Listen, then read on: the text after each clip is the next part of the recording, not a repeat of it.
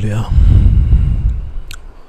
परमेश्वराच्या कृपेने परमेश्वराने ही जी वेळ आपल्याला दिली त्याची इच्छा समजून घेण्यासाठी त्यासाठी खरोखर स्वर्गीय पित्याला मनापासून धन्यवाद. प्रभू येशूच्या चांगल्या प्रभू येशूच्या महान पवित्र नावामध्ये प्रभू येशूला स्वर्गीय पित्याला खरोखर धन्यवाद की आजचा दिवसातला हा भाग परमेश्वराने त्याची इच्छा समजून घेण्यासाठी त्याचा गौरव आपण करू शकण्यासाठी त्याची इच्छा आपल्याला विशेष करून समजून घेण्यासाठी परमेश्वराने ही वेळ दिली. खरोखर स्वर्गीय पित्याला त्यासाठी मनापासून धन्यवाद. परमेश्वर खरोखर चांगला आहे आणि आज आपण परमेश्वराच्या कृपेने त्याची इच्छा समजून घ्यायला सुरुवात करत आहोत. जी इच्छा आपण समजून घेतल्याने खरोखर आपण त्याचा गौरव करत राहू शकतो आणि जे आपलं कर्तव्य आहे ते करण्यासाठी आपण सर्वजण परमेश्वराच्या इच्छेला परमेश्वराच्या गौरवाकरता समजून घ्यायला सुरुवात करूया. आपण प्रार्थना करू आणि त्यानंतर आजच्या संदेशाला आपण जायला सुरुवात करूया. स्वर्गीय पित्या, मी तुला मनापासून धन्यवाद देतो तू दिलेल्या वेळेसाठी. स्वर्गीय पित्या, आज पवित्र आत्म्याद्वारे प्रभू येशूच्या नावात तुझी कृपा पवित्र आत्म्याद्वारे तू आमच्यावर करून स्वर्गीय पित्या आमच्याशी बोल परमेश्वरा अशी विश्वासाने वेळे प्रार्थना करतो. कृपा का स्वर्गीय पित्या तुझ्या गौरवासाठी देवा. प्रभू येशूच्या नावात प्रार्थना करतो. आमीन. स्वर्गीय पित्या, परमेश्वर खरोखर चांगला आहे तर आपण त्याची इच्छा आज समजून घ्यायला सुरुवात करूया.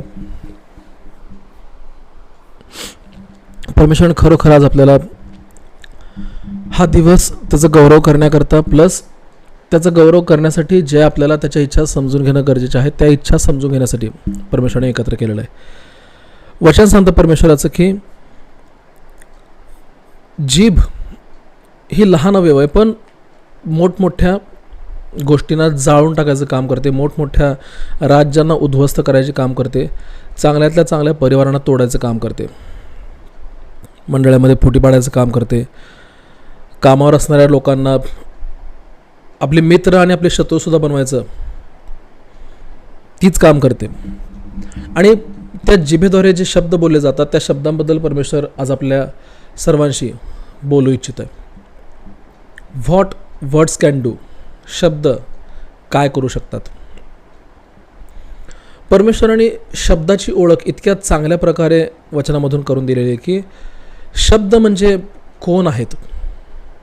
परमेश्वराने खूप चांगल्या पद्धतीने आपल्या सगळ्यांसाठी ही ओळख करून दिलेली आहे की शब्द म्हणजे दुसरे तिसरे काहीही दुसरं तिसरं कोणीही नसून खुद्द आपला देव परमेश्वर स्वर्गीय पिता प्रभू येशू आहे. परमेश्वराचा खूप चांगला परमेश्वराचा महान सेवक योहान, त्याकडून परमेश्वराने योहान शुभवर्तमानामध्ये आपल्याला समजावून सांगितलेलं आहे की स्वर्गीय पिता प्रभू येशू पवित्र आत्मदेव स्वर्गीय पिता परमेश्वर प्रभू येशू स्वतः शब्द आहे. प्रभू येशू स्वतः शब्द आहे की ज्या शब्दाशिवाय पृथ्वीच्या उत्पत्ती वेळेस दुसरं कुणीही ज्ञानाखातर जर का बघायला गेलं तर दुसरं कुणीही त्यावेळेस नव्हतं. परमेश्वर केवळ शब्द बोलला आणि परमेश्वराच्या त्या शब्दाद्वारे पवित्र आत्म्याने अवघं केलं. जे काही सृष्ट आपण पाहत आहोत ते सगळं काही परमेश्वराच्या पवित्र आत्म्याच्याद्वारे शब्दांमुळं निर्माण करण्यात आलं. त्या शब्दांना परमेश्वर सांगतो की आपण खूप गंभीर रीतीने घ्यायला पाहिजे. पहिली गोष्ट. दुसरी गोष्ट ह्यासाठी कारण त्या शब्दांच्याच द्वारे परमेश्वराने दिलेले जीवन आपण आपल्यासाठी नेहमी प्राप्त करत राहू शकतो आणि त्या शब्दांच्याच द्वारे जे परमेश्वराची आपल्यासाठी इच्छा नाही त्या नाशाच्या मार्गाकडंच त्याच नाशाच्या मार्गाकडं आपण जाऊसुद्धा शकतो. जी परमेश्वराची आपल्यासाठी इच्छा नाही. परमेश्वराच्या लेकरांनी परमेश्वराच्या कोणत्याही लेकरांनी नाशाकडे जाऊच नाही, त्यांचा नाश होऊच नाही हीच फक्त स्वर्गीय पित्याची इच्छा आहे. पण जर त्या शब्दांना परमेश्वराच्या लेकरांना उपयोग करण्याचं समजलं नाही की शब्दांना कसं उपयोग करावं तर वचन सांगतं आपल्याला की त्याच शब्दांच्याद्वारे परमेश्वराच्या लेकरांचा जीवनाचा प्रवास नाशाच्या मार्गाकडं जातो असं नाही पण जाऊ शकतो. It is in our hands, हे आपल्या हातामध्ये आहे. तर त्या शब्दांबद्दल आपण परमेश्वरामध्ये बघायला चालू करूया. दलीला ज्या वेळेस शमशोनाच्या मागं पडली होती वचन सांगतं परमेश्वराचं, त्यावेळेस शमशोन लक्ष इतकं दिला नाही. दलीला का इतका अट्टहास करत आहे, का इतका मला दबाव टाकत आहे की सांगा तुमचं सामर्थ्य कशामध्ये आहे, तुमच्यावर पवित्र आत्म्याचं सामर्थ्य कशामुळे इतक्या जोराने उतरतं, तुम्ही कशामुळे ह्या सगळ्या कृती करू शकता, तुम्ही माझ्यावर प्रेम करतच नाही, मला तुम्ही आपलंसं समजलेलंच नाही आहे, तुम्ही फक्त माझ्याकडे येता, माझ्याकडे फक्त तुम्ही राहता, पण काही तुम्ही माझ्यावर प्रेम करत नाही वगैरे वगैरे ती सगळ्या गोष्टी बोलायला चालू केली. पण वचन एक गोष्ट आपल्याला खास करून निरीक्षण करायला सांगतं, ते म्हणजे हे, ती गोष्ट म्हणजे ही की का दलीलाने इतका दबाव टाकायला सुरुवात केला, याकडं शमशोनाने लक्ष दिलंच नाही. ही गोष्ट शमशोनाला इतकी महत्त्वाची वाटलीच नाही. आणि त्यामुळे वचन सांगतं की ज्यावेळेस शत्रू बलिष्ठी त्याला पकडायला येऊन उभारले होते बाहेर, डेऱ्याच्या बाहेर, त्यावेळेस त्यांना कळलं नाही अगोदर, पवित्र आत्म्याकडून त्याला ही गोष्ट समजून घेण्याची तितकं महत्त्वाचं नाही वाटलं. आणि म्हणून नंतर माहीत आपल्या प्रत्येकाला की त्याची अवस्था ॲक्च्युली दुरावस्था, बलिष्ठांनी कशी केली, कसं त्याला वागवलं, त्या सगळ्या आपण वाचलेल्या परमेश्वराच्या वचनातून समजून घेतलेल्या गोष्टी आहेत. पण महत्त्वाचा मुद्दा आज परमेश्वर स्वर्गीय पिता हा सांगत आहे की कशामुळं शमशोनाला हे समजून नाही घेता आलं की दलीला जे काही बोलत आहे ते परमेश्वराकडून माझ्यासाठी नाही. का तो समजून घेऊ शकला नाही? कारण त्यावेळेस त्याने शब्दांना किंमत नाही दिली. वचन सांगतं त्याने शब्दांना किंमत नाही दिली. त्याला असं वाटतं काय चालतं, रोजच मी तिच्याकडे येतो, रोजच आम्ही दोघंजण गप्पा मारतो, रोजच आमच्या दोघांमध्ये विचारांची देवाणघेवाण परमेश्वर कृपेने त्यासोबत मी राहत आहे वगैरे, असं त्याला वाटलं. पण त्याला समजून त्या दिवशी घ्यावं असं नाही वाटलं, त्या दिवसानंतर त्याला समजून घ्यावं असं नाही वाटलं, ज्या दिवसानंतर, ज्या वेळेनंतर तिने इतका अट्टहास चालू केला होता की शमशोन मला सांगाच, तुम्ही कशामुळं का मला सांगत नाही, तुमचं सामर्थ्य जे परमेश्वराने तुमच्यावर दिलेलं आहे ते मला तुम्ही का सांगत नाही की कशामध्ये आहे, मला सांगाच. त्याने त्या गोष्टीकडे लक्ष देणं महत्त्वाचं समजलंच नाही शमशोनाने. सरते शेवटी आपण बघतो की त्याने तिला सांगून टाकला, शमशोन तिला सांगून टाकला की ठीक आहे, जे माझे केस आहेत त्या केसांना जर का वस्त्राला लावण्यात आला, त्या केसांना जर का कापून टाकण्यात आलं, तर माझ्यावर पवित्र आत्मा सामर्थ्य करणं, पवित्र आत्मा माझ्यावर झडप घालणं, पवित्र आत्मा माझ्यावर पाखर करणं बंद करून टाकेल. ही गोष्ट त्याने सांगून टाकलं. त्यानंतर शमशोनाचा दुरावस्थेचा काळ चालू झाला असं आपण परमेश्वराच्या वचनामध्ये बघितलेलं आहे. दुसरीकडे आणखी एक जण शौल, राजा शौल ह्याला सांगण्यात आलं होतं की परमेश्वराचा सेवक येईपर्यंत तू कोणत्याही यज्ञाला बसू नकोस. लोक तुला कितीही दबाव टाकू देत, लोक तुला कितीही आरडाओरडा करू देत, लोक कितीही गडबड करू देत. आणि त्या अगोदर आणखी एक गोष्ट सांगण्यात आली होती की जा आणि ज्या शत्रू राष्ट्राकडे मी तुला पाठवत आहे, तुझा देव परमेश्वर मी स्वर्गीय पिता तुला पाठवत आहे, ज्या शत्रू राष्ट्रांना उद्ध्वस्त करून टाकण्यासाठी, त्यांच्याकडे गेल्यानंतर, त्यांच्यावर आक्रमण केल्यानंतर, त्यांच्यावर हल्ला केल्यानंतर त्यांच्यापैकी कुणाला सुद्धा बख्श देऊ नकोस, त्यांच्यापैकी कुणाला सुद्धा सोडून देऊ नकोस. त्यातल्या प्रत्येक लहान थोरापासून मोठ्यातल्या मोठ्यापर्यंत, वयोवृद्धापासून प्रत्येक प्राणी मात्र सगळ्यांना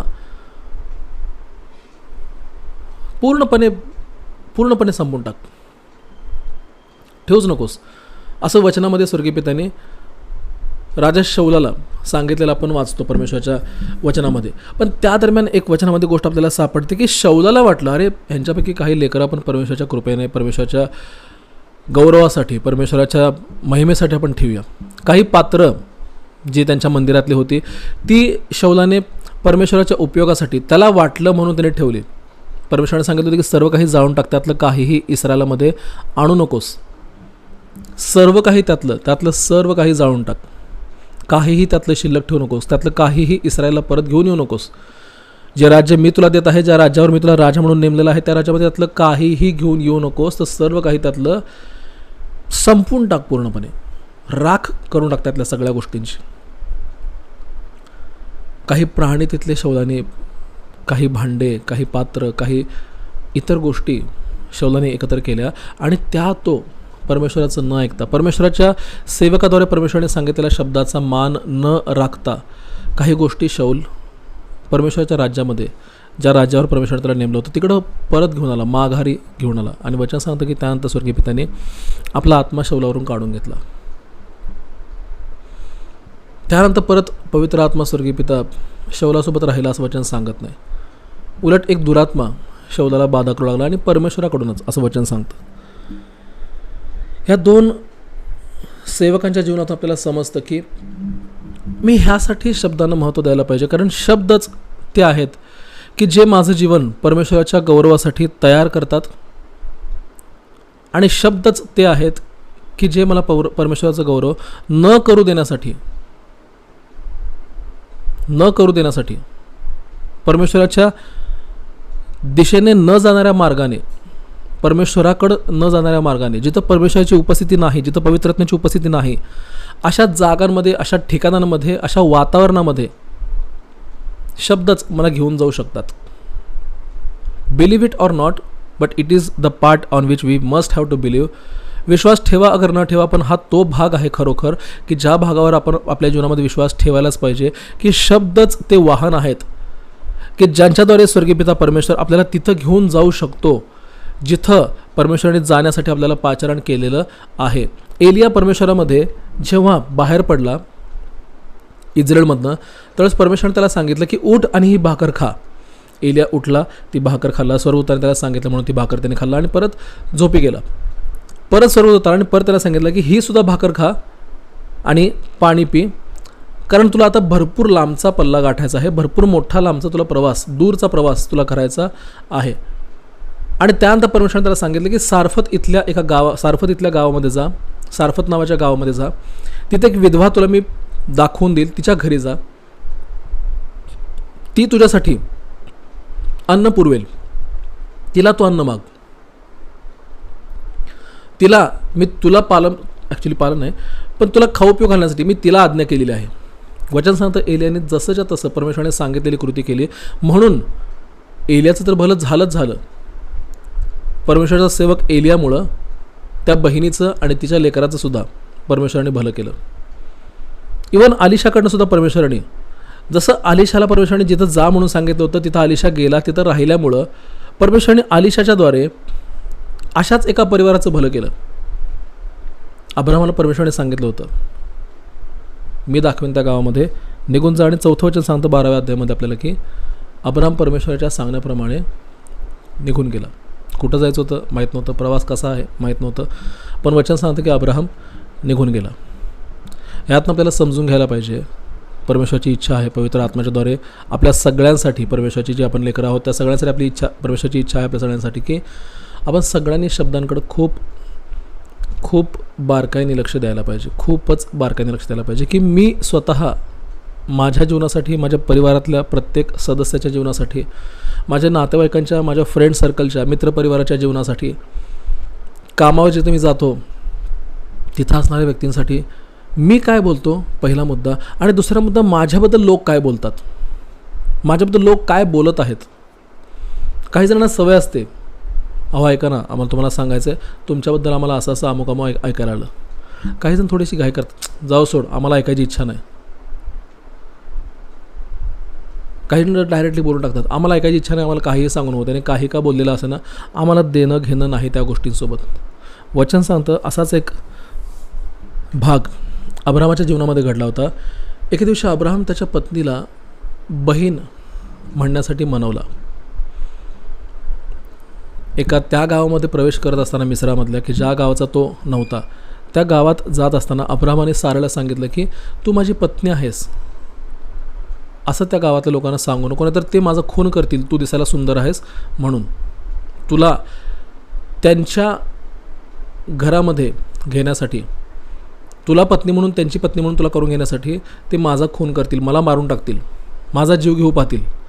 त्यापेक्षा एक काम कर, मी तुझा पती आहे असं सांगायच्या ऐवजी तू मी तुझा भाऊ आहे असं सांग. ह्या शब्दांना परत अब्राहमाने रद्द केलं प्रभू येशूच्या नावात असं वचन कुठंही सांगत नाही, किंवा ह्या शब्दांना रद्द करण्यासाठी दुसरी काही कृती स्वर्गीय पित्याच्या कृपेने अब्राहमाने केली असंही वचन कुठंच काहीच सांगत नाही. आणि हे शब्द तसे तर तसे चालू राहिले, हे शब्द तसे तर तसे आत्मिक जगामध्ये जिवंत राहिले. कारण जेव्हा आपण बोलतो ना तेव्हा शब्दांना जीवन मिळतं हे लक्षात ठेवा. जोपर्यंत स्वर्गीय पिता परमेश्वर बोलला नाही तोपर्यंत पवित्र आत्मा काहीही करायला गेला नाही. पवित्र आत्मा तोपर्यंत काहीही कृती करत नव्हता, फक्त जलनिधीच्या पृष्ठभागावर इकडं तिकडं फिरत होता. Spirit of God was hovering on the waters. परमेश्वराचा आत्मा जलनिधीच्या पृष्ठभागावर तळपत राहिला होता, फिरत होता इकडं तिकडं, तोपर्यंत जोपर्यंत परमेश्वर देव बोलला असं पहिला अध्याय 3रं वचन उत्पत्तीचं पुस्तक आपल्याला सांगत नाही तोपर्यंत पवित्र आत्मा काहीही पृथ्वी संदर्भात करत नव्हता. पवित्र आत्म्याने तोपर्यंत काहीही कार्य पृथ्वीबद्दल सुरुवात केलेलं नव्हतं.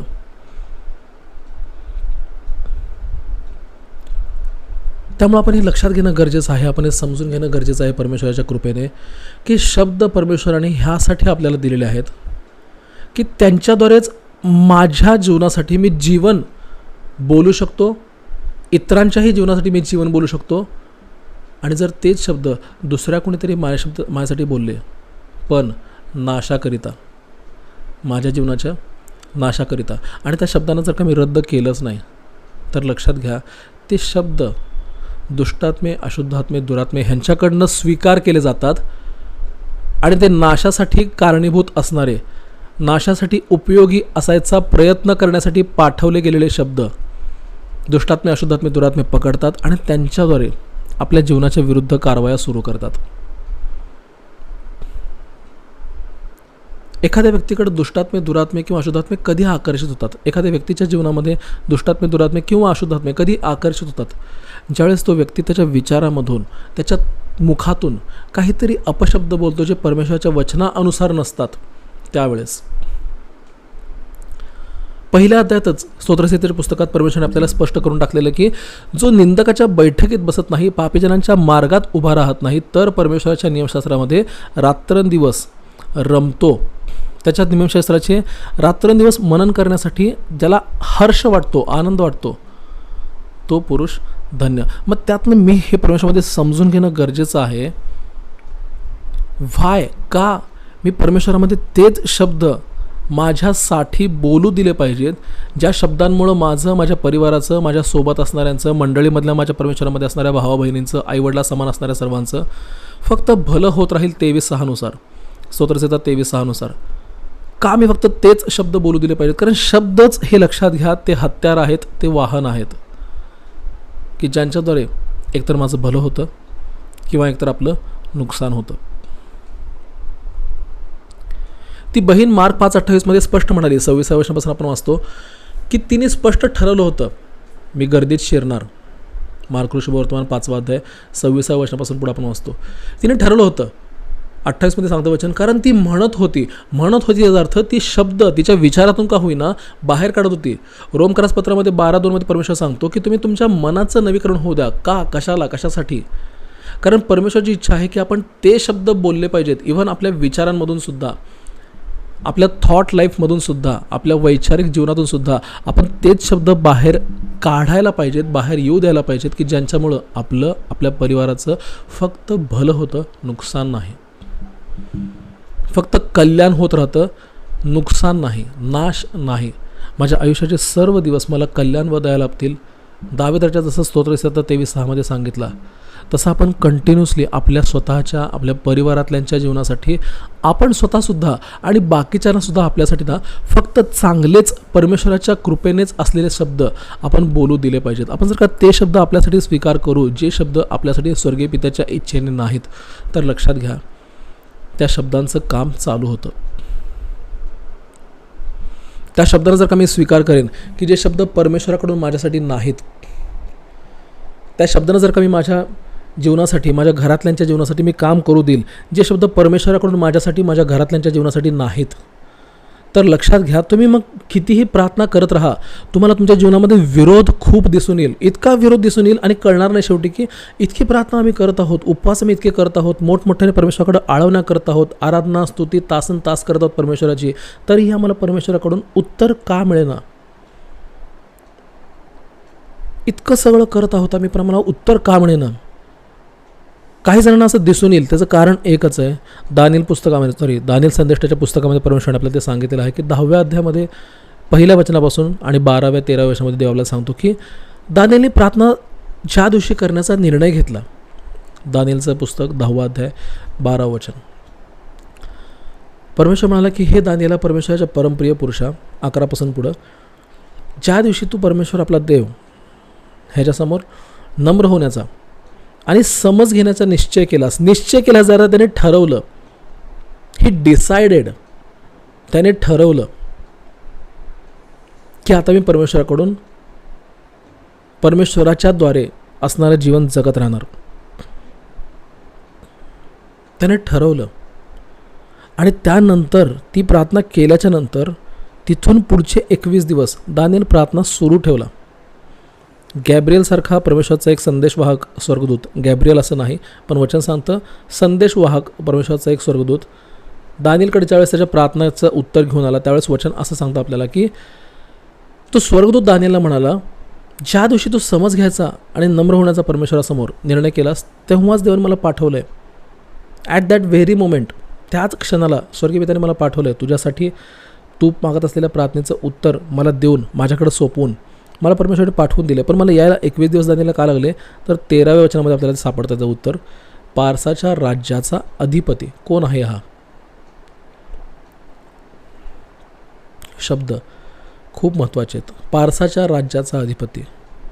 इफिसकारासमध्ये परमेश्वराने सांगितलेलं आहे की आपलं झगडणं रक्तमासाबरोबर, 6व्या अध्यायात देव सांगतो परमेश्वर स्वर्गीय पिता पवित्र आत्म्याकडून त्याच्या सेवकांच्या द्वारे की आपलं झगडणं रक्तामासाबरोबर नाही, तर खाली सांगतो परमेश्वर की आपलं युद्ध कुणाबरोबर आहे. आणि तिथं परमेश्वराने हा शब्द दिलेला आहे, अधिपतींबरोबर. Who are these spirits? कोण आहेत हे आत्मे? काय हे दुष्टात्मे आहेत? काय हे अशुद्ध आत्मे आहेत? काय हे दुरात्मे आहेत की त्यांच्यापेक्षा वरचे आहेत? अँड फॉर दॅट रिझन, त्या कारणास्तव आपल्याला माहीत पाहिजे की कोणते शब्द माझ्या विरुद्ध बोलण्यात आलेले आहेत, कोणते शब्द माझ्यासाठी, माझ्या भल्यासाठी बोलण्यात आलेले आहेत. We must pay our attention. आपण आपलं लक्ष द्यायलाच पाहिजे त्या शब्दांकडं की अरे कोणते शब्द माझ्यासाठी बोलले गेलेले आहेत, माझ्या विरुद्ध कोणी काही बोललेलं आहे का. प्रार्थना करण्याच्या पूर्वी ना दाविदाच्या म्हणतो, माझ्या अंथरुणावर पडल्या मी माझ्या अंथरुणाला आपल्या आसवाने भिजवतो. तो फक्त रडत बसायचा का? नाही, तर तो विचार करायचा, खरोखर परमेश्वर किती महान आहे, त्याची दया किती अगाध आहे, त्याची करुणा किती सनातन आहे माझ्यावर, त्याची दया किती सनातन आहे माझ्यावर, की कधीही त्याने आत्तापर्यंत माझ्या उभ्या आयुष्यामध्ये मला सोडून दिलं नाही. मेंढपाळ होतो मी साधा, संपूर्ण राज्याचा, इस्रायलाचा, देशाचा संपूर्ण मला राजा त्याने बनवलं.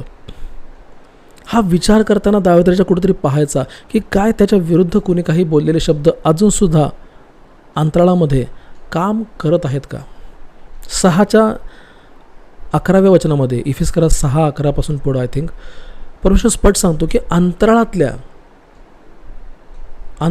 अधिकाऱ्यांच्या विरुद्ध, अधिपतींच्या विरुद्ध, सत्तांविरुद्ध आपलं युद्ध आहे. अंतराळातलं असं परमेश्वर का म्हणतो? Because when father God sent our prayers answers from heaven, जेव्हा स्वर्गीय पिता परमेश्वर देव स्वर्गातून आपल्या प्रार्थनांचं उत्तर पाठवून देतो, आपल्यापर्यंत ते येत असताना याकोबाला परमेश्वराने जो दृष्टांत दिला ती कृती घडत असते. स्वर्गातून स्वर्गदूत आपल्या प्रार्थनांचं उत्तर घेऊन निघतात, पण ते आपल्यापर्यंत पोहोचण्यासाठी आपण आपल्या प्रार्थनांमध्ये स्थिर राहिलं पाहिजे. दानिएलसारखं, दानिएल जो परमेश्वराचा मेजर प्रॉफिट आहे त्यासारखं आपण परमेश्वरामध्ये स्थिर राहिलं पाहिजे. जो संदेष्ट आहे दानिएल परमेश्वराचा, त्या दानिएलसारखं आपल्या प्रार्थनेमध्ये आपण स्थिर राहिलं पाहिजे. आपल्या प्रार्थनेचं उत्तर मिळेपर्यंत आपण प्रार्थना करतो आणि सोडून देतो, परत तिच्याकडे पण लक्ष देत पण नाही, आणि नंतर म्हणत बसतो आपण काही जण की प्रार्थनेचं उत्तर मिळत नाही. मी असं नाही म्हणत की आपल्या सगळ्याच प्रार्थनेचं परमेश्वर उत्तर देतच नाही. There are few our prayers की ज्यांचं उत्तर आपल्याला मिळालेलं आहे, पण काही अशा आपल्या प्रार्थना अजूनसुद्धा आहेत आपल्यापैकी काही जणांच्या की ज्यांच्याबद्दल परमेश्वराने अजूनही त्यांना उत्तर दिलेलं नाही आहे. का? कशाला? कारण असे काही शब्द आपल्या विरुद्ध काम करत आहेत अंतराळामध्ये, वातावरणामध्ये, की ज्यांना आपण प्रभू येशूच्या नावात रद्द करतो. हे शब्द बोलून नाश केलेलंच नाही आहे, रद्द केलेलंच नाही आहे. अब्राहम आपल्या बायकोला बहीण म्हणाला, ते शब्द तसेच अंतराळामध्ये काम करत राहिले, म्हणून आपण वचनामध्ये पुढे जाऊन वाचतो काही अध्यायाच्या नंतर की इसाहाक सुद्धा त्याच्या पत्नीला एका ठिकाणी बहीण म्हणतो. इसाकाने सुद्धा तसंच आपल्या वडिलांनी जी कृती केली तशीच कृती इसाकाने सुद्धा केली. इसाक सुद्धा आपल्या पत्नीला बहीण म्हणाला एका ठिकाणी, पण याकोब एकदा सुद्धा त्याच्या दोन्ही पत्नींपैकी एकीला सुद्धा त्याने कधीच बहीण म्हणला नाही. का? कशामुळं? कारण त्याने शब्द बोलले होते की परमेश्वर जर देव आज मला हा दृष्टांत दाखवत असेल आणि तो अमुक अमुक ह्या सगळ्या गोष्टी माझ्यासाठी करेल, तर माझ्या परिवाराला मी सांगेन, माझ्या पिढ्यांना मी सांगेन की प्रतिवर्षी आपण इथे एकत्र जमायचं आहे. कारण ही ती जागा आहे जिथं देव स्वर्गीय पिता परमेश्वराने आपल्या पूर्वजाला म्हणजे मला याकोबाला दर्शन दिलं होतं. ही ती जागा आहे, इथं तुम्ही प्रतिवर्षी या आणि परमेश्वराने तुमच्या परिवारावर तुमच्या पिढीवर केलेल्या उपकारांची आठवण करा. इथं येऊन एकत्र येऊन तुम्ही सण मेळावा साजरा करा. That's the reason. असो, नंतर बघू आपण, त्याकडे आपला जायचा आजचा विषय नाही आहे. त्यामुळे आपण हे समजून घेणं गरजेचं आहे की का आपल्या प्रार्थनांचं उत्तर मिळत नाही. काही प्रार्थनांचं उत्तर, कारण ते शब्द आपण रद्द करत नाही प्रभू येशूच्या नावामध्ये. आणि परमेश्वराची इच्छा आहे की आपण त्या शब्दांना रद्द करत राहिलं पाहिजे. परमेश्वराची इच्छा आहे की आपण त्या शब्दांना पूर्णपणे नाश करून टाकलं पाहिजे प्रभू येशूच्या नावामध्ये. की जे शब्द आपल्या विरुद्धामध्ये कुणीही बोलू देत, कुणीही. जर मला समजलं की माझ्या विरुद्ध कोणीतरी काहीतरी शब्द बोललेले आहेत, तर लगेच मी प्रार्थनेमध्ये गेलं पाहिजे परमेश्वराच्या समोर, पवित्र आत्म्याच्या उपस्थितीमध्ये लगेच आपण परमेश्वराच्या कृपेने प्रवेश केला पाहिजे. आणि प्रभू येशूने दिलेल्या अधिकाराने, मत्ती 28, 18, 19, 20 मध्ये परमेश्वराने जो आपल्याला अधिकार दिला आहे सुवार्ता सांगायचा, त्या अधिकाराखाली येऊन परमेश्वराने जो आपल्याला पवित्र आत्मा दिलेला आहे, प्रेषित 2:38 नुसार, 1:8 नुसार, त्या पवित्र आत्म्याच्या कृपेमध्ये येऊन आपण लगेच शब्द बोलले पाहिजेत. की जे शब्द माझ्या विरुद्ध बोलण्यात आले त्या सर्व शब्दांचा मी प्रभू येशूच्या नावामध्ये नाश करून टाकतो. त्या सर्व शब्दांना मी प्रभू येशूच्या नावामध्ये कॅन्सल, रद्द करून टाकतो. आणि त्यांच्या अगेन्स्ट मी आता शब्द बोलतो की माझ्या आयुष्याचे सर्व दिवस मला कल्याण व दयाही लाभतील. परमेश्वराचं वचन त्या शब्दांच्या विरुद्ध आपण बोललं पाहिजे आणि बोलत राहिलं पाहिजे. त्या प्रार्थनेपुरतं नाही, प्रार्थनेतनं उठल्यानंतर सुद्धा, कामातून वेळ मिळाला, एकटे बसलो आहोत, कुठेतरी प्रवास करत आहोत, तर परमेश्वराचं वचन कंटिन्युअसली आपण बोलत राहिलं पाहिजे आपल्या जीवनासाठी. मी म्हणलं पाहिजे की परमेश्वराच्या दयेने मी जिकडं कुठं जाईल, माझं पाऊल जिकडं कुठं मी टाकेन, त्या सर्व क्षेत्रामध्ये परमेश्वर स्वर्गीय पिता पवित्र आत्म्याकडून त्याच्या स्वर्गदूतांच्याद्वारे मला यश प्राप्ती करून देत आहे. आमेन. हे मी म्हणत राहिलं पाहिजे प्रभू येशूच्या नावामध्ये. जसं प्रेषितांच्या मंडळीमध्ये परमेश्वर दिवसेंदिवस त्याच्या लेकरांची भर टाकत होता, तसं मी प्रभू येशूच्या नावात हे शब्द बोललो पाहिजे जे मी आता बोलत आहे की खरोखर परमेश्वर त्या लेकरांची माझ्या मंडळीमध्ये भर टाकत आहे, की ज्यांना परमेश्वरामध्ये स्थिर करण्यासाठी, ज्यांना परमेश्वरामध्ये वाढवण्यासाठी, आणि अशी जे काही आहेत की ज्यांचं तारण झालेलं आहे त्यांना तारण्यासाठी परमेश्वर त्यांची भर माझ्या मंडळीमध्ये जी स्वर्गीय पित्याने मला दिलेली आहे तिच्या टाकत आहे प्रभू येशूच्या नावात. आमेन. असे शब्द आपण बोलत राहायला पाहिजे. Because only of these words, या शब्दांमुळेच स्वर्गीय पिता आपल्या जीवनामध्ये कार्य करतो. सेवकगण काय करतात? आपल्यासाठी शब्द बोलतात, पण कार्य ते करतात का? नाही. त्यांच्या शब्दांना पवित्र आत्मा झेलून धरतो. पवित्र आत्मा त्यांच्या शब्दांना कॅरी करतो. स्वर्गदूत त्या शब्दांना पवित्र आत्म्याच्याद्वारे परमेश्वरापर्यंत घेऊन जातात. परमेश्वर त्या शब्दांचं उत्तर देतो आणि ते उत्तर परत स्वर्गदूत घेऊन परमेश्वरच्या त्या लेकरांच्या जीवनामध्ये घेऊन येतात आणि त्यामुळं ती लेकरं आशीर्वाद होत राहतात. सेवकांनी, त्यामुळं आपण परमेश्वरामध्ये आपल्या शब्दांकडे खूप काळजीपूर्वक रीतीने लक्ष दिलं पाहिजे. परमेश्वराने स्पष्ट केलेलं आहे, प्रारंभी शब्द होता, शब्द देवासह होता आणि शब्दच देव होता. शब्दच केवळ ते आहेत की ज्यांच्याद्वारे परमेश्वराने संपूर्ण सृष्टीची निर्मिती, रचना, उत्पत्ती केलेली आहे. त्यामुळे आजपासून आपण सर्वांनी खास करून आपल्या जीवनामध्ये प्रत्येक शब्द, काही नाही, सर्व शब्द परमेश्वर कृपेने इथून पुढे बोलत राहूया.